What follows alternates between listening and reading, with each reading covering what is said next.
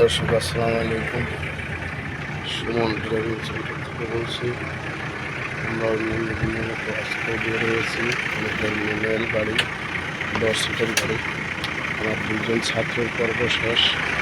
এখন আমার 3 নম্বর ছাত্র, এর ভিতরে দুজন আছে প্রবাসী। দর্শক, সেই স্টারিংয়ে বসার মতো পরিবেশ নাই। পেটের অবস্থা দেখেন, বিদেশের তা খাইয়ে খাইয়ে অবস্থাটা করেছে। হ্যাঁ, যারাই বিদেশ যায় তাদেরই এই অবস্থা, কিন্তু এদের একটু বেশি হয়ে গেছে। মাথামে কাজ করে তো, মাথামের খাবার খাইয়ে পেটটা বেড়ে গেছে। স্টারিং করে দিতে কষ্ট হচ্ছে। দেখো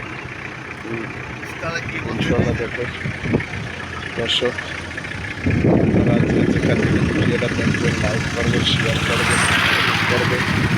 আমার অফিস হচ্ছে কলেজ রোড মুরগিয়াটা। আমরা আজকে জুখা ঘরের কাছে আসছি। আমরা মোবাইল রোডে বেরো আছি ইনশাল্লাহ। আমাদের গাড়িটা হচ্ছে ম্যানুয়াল গাড়ি, 6 গিয়ারের গাড়ি, 10 নাবাটা গাড়ি। আমাদের গাড়ির 1 মাসের কোর্স। হ্যাঁ লাগাও না, সোজা যাও, বড় বা কেন কেবল তো কোর্স থেকে 2 জনের শেষ। তুমি যাবা না? যাও, হ্যাঁ যাও। দর্শক,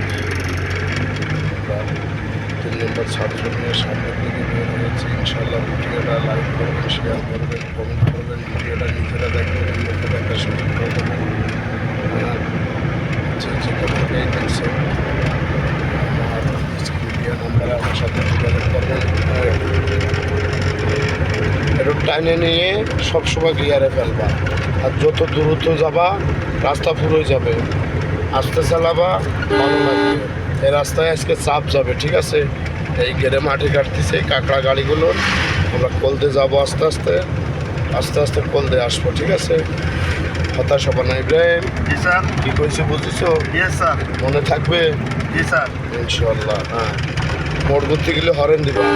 হ্যাঁ, সবসময় হরেন দিবা। হরেন না দিলে ঝামেলা আছে। এই গাড়িগুলো তো হরেন দিলে অনেক সময় বোঝে না। বড় করে মোড়েতে হরেন দিবা।